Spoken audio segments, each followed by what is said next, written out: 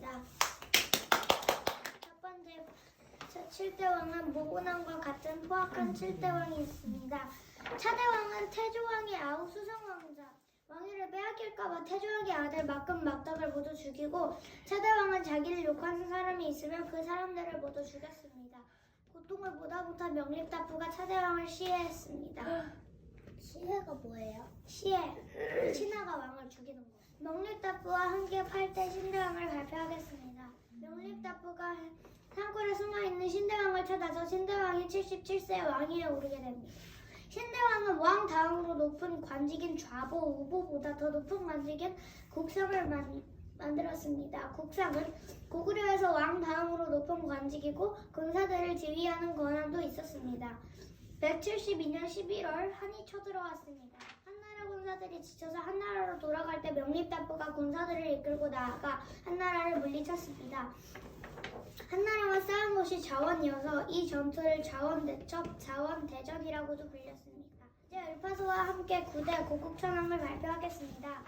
고국천왕은 신대왕의 둘째 아들입니다.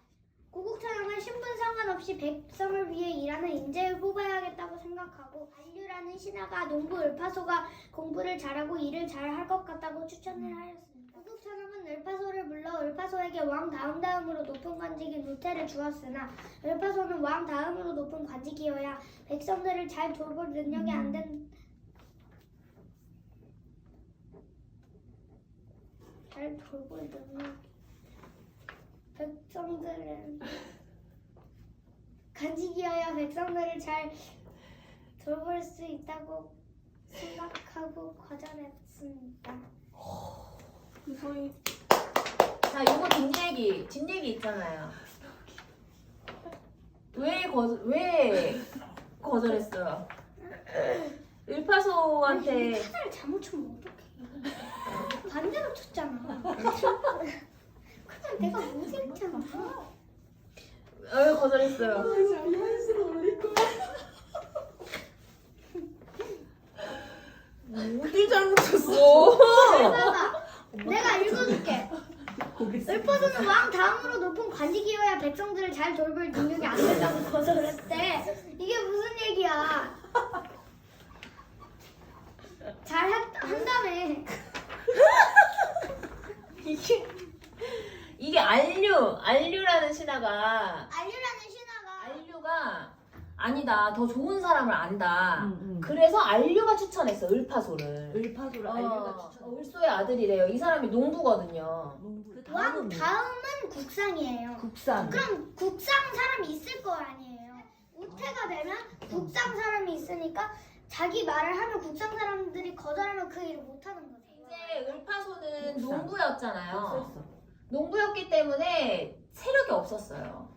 세력이 없어서 우태의 자리에 가봤자 어차피 국상의 자리에 있는 이 세력이 있는 사람들이 말을 제대로 안 들어줄 것이 뻔했기 때문에 이제 국상 자리를 달라고 왕한테 요구했어요. 그래서 고국천왕이 을파소의 이야기를 듣고 을파소에게 왕 다음으로 높은 국상 오. 관직을 수락해서 받아냈네. 받아들였어요.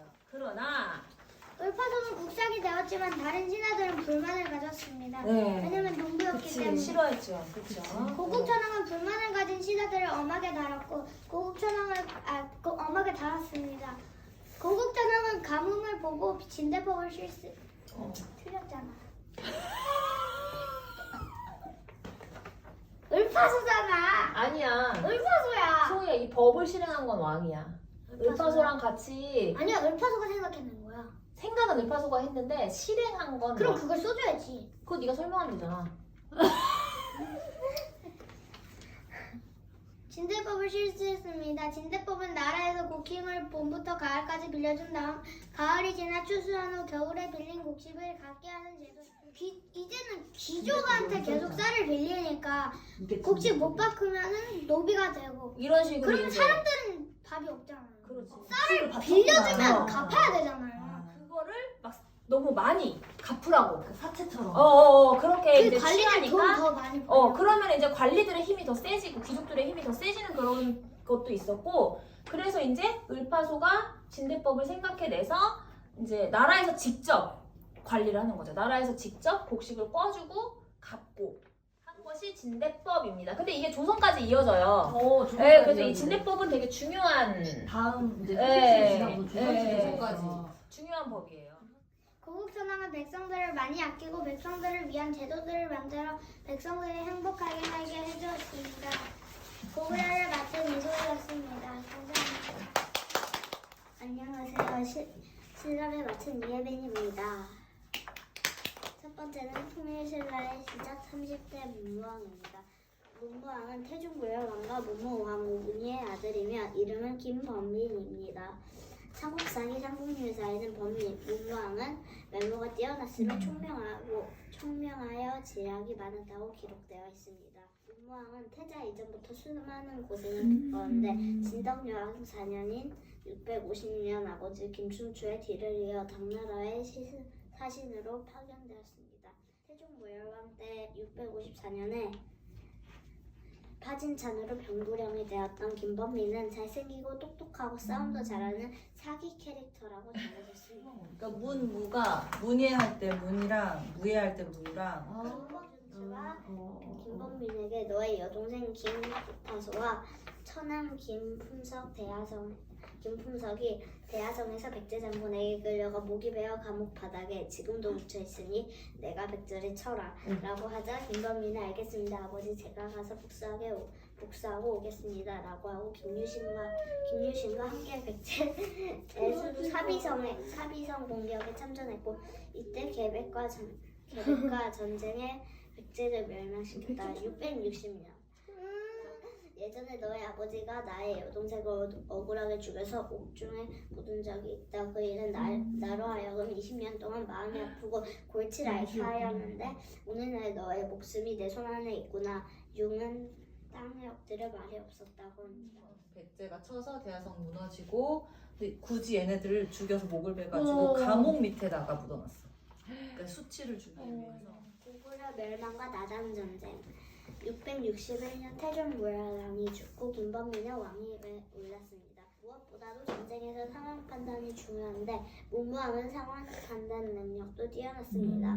문무왕은 고구려의 사정을 지켜보고 있었는데 연개소문이 죽고 그의 세 아들들 남생, 남산, 남건이 아버지의 권력을 차지하기 위해 서로 싸우고 있는 틈에 타서 고구려를 당나라와 공격했습니다.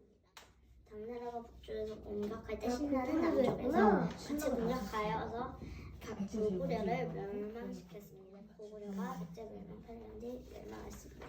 나당 연합을 할 때 원래 약속은 고구려와의 전쟁에서 승리하는 대동강을 기준으로 북쪽은 당나라가 남쪽은 신라가 가지기로 했는데 당나라의 족쇄는 신라까지 공격해 한반도를 지배하고자 하였고 이를 먼저 눈치챈 문무왕이 마음속으로 전쟁을 준비하여 당나라와의 전쟁 끝에 승리하여 통일신라를 이루었는데 그 전에 지금은 티벳이라고 부르는데 그때는 당나라 엄청 서쪽에 거대한 토봇이 나라였으니까. 있었는데 토봇이 되게 강했어요. 그런데 토봇을 50만 명 당나라 군사 옆에. 보내고 서쪽에서 근데 당나라 군사가 100에서 150만 명을 보냈는데 그 중에서 40만 명 보냈는데 토봇에서 그 중에 50만 명을 죽었어요. 당나라 군사가 전부 다 몰려 있는 거예요. 근데 그때 그래서 그 틈을 타서 또 신라가 공격을 했어요. 당나라한테. 그런데 서린기라는 당나라 장군이 있었는데 연개소문처럼 당나라에서 되게 강한 그런 장군이었어요. 당나라가 신라를 치기로 했어요. 서린기한테 1만 명의 군사랑 너랑 같이 신라를 쳐. 매소성에서 일단 공격을 했는데 거기서는 매소성에서 거의 져가지고 기벌포성에서 전투를 했는데 진짜 패를 했어요. 누가? 당나라가. 화전 양명전술 앞에서는 평화를 이야기하면서 동시에 뒤에서는 전쟁을 준비하는 전술 적을 방심하게 해놓고 친다는 기본적인 전술로 손자병법에도 언급되어 있음. 의 달인으로 나당 전쟁에서 그 기술을 발휘하여 거대한 국력을 가진 당나라와의 전면전을 승리할 수 있었다. 문무왕의 유언 죽어서 용이 되어 나라를 지키겠다. 죽기 전까지 나라와 백성을 걱정한 문무왕이 평소에 항상 지휘법사에게 이르기를 짐은 죽은 뒤에 호국대룡이 되어 불법을 만들고 나라를 수호하고자 한다. 법사가 말하기를 용이란 축생의 어부인데 어찌합니까? 라고 하였습니다. 왕이 말하기를 나는 세상의 영화를 싫어한 지 오랜지라 만약 나쁜 음보를 받아 축생이 된다면 용이 되어 나라를 지키겠다라고 했으니 나라와 백성들을 생각하는 문방을 진심을 알 수 있다. 유언을 남긴 후 681년에 승하하자 역대 신라왕들이 대규모 고분에 묻혀있던 것과 달리 불교 법식에 따라 화장한 뒤 동해에 부었다. 화장을 했다는 기록은 신라 상대 기록인 문무왕릉비에서도 확인할 수 있다. 밑에는 문무대왕릉 이게 살짝 4개가 모여 있잖아요. 어디 한 군데 정사각형으로 그쪽 밑에 살짝 공간이 있는데 그쪽 밑에 무덤을 놨던 것 같아요. 그쪽 밑에 작은 돌 이렇게 하나가 이렇게 서 있었던 하는데 무덤을 여기 사이 틈에다가 거북이 경주 쪽에 동해 바다에 가면 경주에. 네, 경주에 바닷가 쪽에 경주시 문무대왕면이 있어요. 어머. 근처에. 경기? 이름이 지역 이름이 문무대왕면이에요. 그럼 그쪽에 있나 보다. 그래서 거기서 해변에서 보여요 이렇게. 해변에서 보인대. 해변에서 가야겠다, 보여서, 경주. 경주 나중에 가서 그리고 면. 제 생각에는 신라는 시작은 미약하지만 끝은 되게 강했던 것 같습니다. 끝은 되게 강한 것 같고 신라의 리더들이 4명 있는데 안한 1명 있는데 일단은 김춘추, 김유신, 문무왕, 신문왕이 이상으로 발표를 마치겠습니다. 안녕하세요. 이번에 백제를 맡은 최이름이라고 합니다. 641년 의자왕은 제31대 왕으로 즉위했습니다. 백제의 마지막 왕인 의자왕은 의롭고 자유롭다는 뜻으로 어려서부터 소심이 지극하고 형제들과 우애가 깊었다고 합니다. 의자왕은 삼천궁녀 의자왕이라고 한국을 빛낸 100명의 위인들 노래에 표현되었습니다.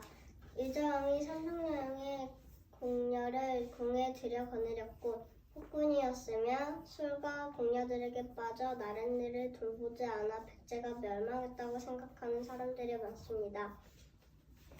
삼천궁녀들은 백제가 멸망하고 충남부의 낙화암이라는 절벽에서 백마강으로 몸을 던져 자결했다는 이야기가 전해지고 있습니다. 하지만 이 이야기는 사실이 아닌 지어낸 이야기입니다. 의자왕이 말년에 궁궐을 짓고 연회를 즐겼지만 그게 백제가 망한 진짜 이유는 아닙니다. 역사는 승자의 기록이기 때문에 신라의 김보식이 삼국사기에 멸망한 백제 의자왕을 폄하하여 기록하였습니다. 또 조선시대에 민재인이라는 시인이 쓴 백마강부에서 꽃잎처럼 떨어지는 궁녀수 3천이라는 시적인 상징의 표현이 역사에 왜곡되었습니다. 백제는 예전부터 왕보다 귀족들의 힘이 더 강하곤 했습니다. 백제에선 신하들이 왕을 죽이는 일도 종종 벌어지곤 했습니다. 의자왕은 이런 귀족들의 힘을 누르고 왕의 중심이 되어 정치를 해나가려고 했습니다. 그래서 말년에는 왕권을 강화하기 위하여 자신을 따르지 않는 귀족들을 몰아내고 왕에게 충성하는 귀족들과 아들들에게 권력을 나누어 주었습니다. 이 과정에서 밀려난 귀족들은 큰 불만을 가지게 되었고 당나라와 신라가 공격했을 때 제대로 싸우지도 않았습니다. 당나라 군대는 금강을 거슬러 올라가고 신라군은 육지로 이동해 사기성에서 만나는 계획을 세웠습니다. 그 소식을 의자왕과 신하들이 듣게 되었고 백제 총신이었던 성종과 흥수는 탕령과 백강을 지켜야 한다고 통보하였습니다. 지층이 분열이 됐어요. 이 안에서 자꾸 권력을 서로가 가져가려고 싸우고 있는 거죠. 지금 수도가 사비천도라고 해가지고 사비로 옮겼죠. 웅진에서 사비로 옮겼어요. 금강 쪽에 있는. 그래서 이제 당나라 쪽이랑 신라 쪽이랑 사비에서 만나기로 약속을 하고 이제 그 사비를 함락시킬 계획을 하는 거죠. 그런데 의자왕이 그 소식을 듣게 됐어요. 그러면 어떻게 돼? 대비를 할 수 있겠죠. 이걸 모르고 갑자기 얘네가 쳐들어왔으면 당할 텐데 이걸 충분히 막을 수 있는 기회가 있었어요. 사녀는 오늘날의 대전과 대전. 청국 사이의 고개이고 백강은 금강하류 지역을 말합니다.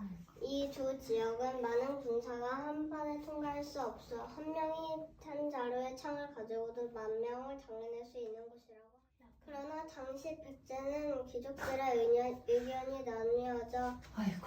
고민하다가 결정하지 못하고 군사를 움직일 때를 놓치고 말았습니다. 나라고는 바다를 통해 백제로 쳐들어왔고 김유신의 신라고는 육지로 백제를 공격하였습니다. 김유신이 들어왔구나.